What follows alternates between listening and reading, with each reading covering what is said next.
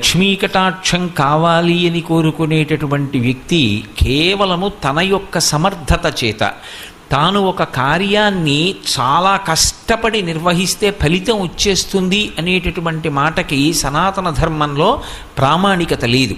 అందుకే సుందరకాండలో సీతమ్మ కూడా ఒక మాట చెప్తుంది, కచ్చిదాశాస్తి దేవానాం ప్రసాదం పార్థివాత్మజ కచ్చిత్ పురుషకారంచ దైవంచ ప్రతిపద్యతే అంటుంది.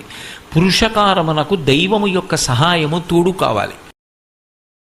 నేను నా వంతు ప్రయత్నం నేను చెయ్యాలి, కానీ ప్రయత్నం చేసేటప్పుడు ఒక్కటి జ్ఞాపకం పెట్టుకోవాలి, 99 పాళ్ల నా ప్రయత్నానికి ఒక్క పాళ్ళు భగవంతుని యొక్క అనుగ్రహం కలిసి రాకపోతే ఆ కార్యము నెరవేరదు. అందుకే భగవద్భక్తి అనేటటువంటి మాటకి అంత విశేష ప్రాధాన్యత ఉంటుంది.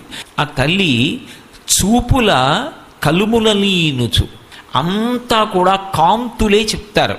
దీంట్లో మీరు బాగా గమనించవలసిన విషయం ఏమిటంటే, లక్ష్మీదేవి యొక్క వైభవాన్ని ఎక్కడ చెప్పినా సరే మెరుపు తీగతో చెప్తారు. ఎందుకని మెరుపు తీగతో చెప్తారు అంటే, అన్నిటిలోకి తొందరగా కంటిని ఆకర్షించేది ఏది అంటే మెరుపు. చీకటిగా ఉందనుకోండి, చీకట్లో సౌదామిని విద్యుల్లత ఒక మెరుపు మెరిసిందనుకోండి మబ్బు మీద, ఆ మెరుపు మెరవగానే ఎటువైపు నుంచి ఆ మెరుపు మెరిసిందో అటువైపుకి ఆ కాంతి కంటిని లాగుతుంది. ఆవిడ కూడా ఒక మెరుపు తీగలా ఉంటుంది. ఆ మెరుపు తీగ ఒక్కసారి అలా తటిల్లత వెలిగిందనుకోండి, లోకమంతా కూడా వెలుగులో కనపడుతుంది. లక్ష్మీదేవి లోకముల వంక చూసేటటువంటి స్థితి అలా ఉంటుంది.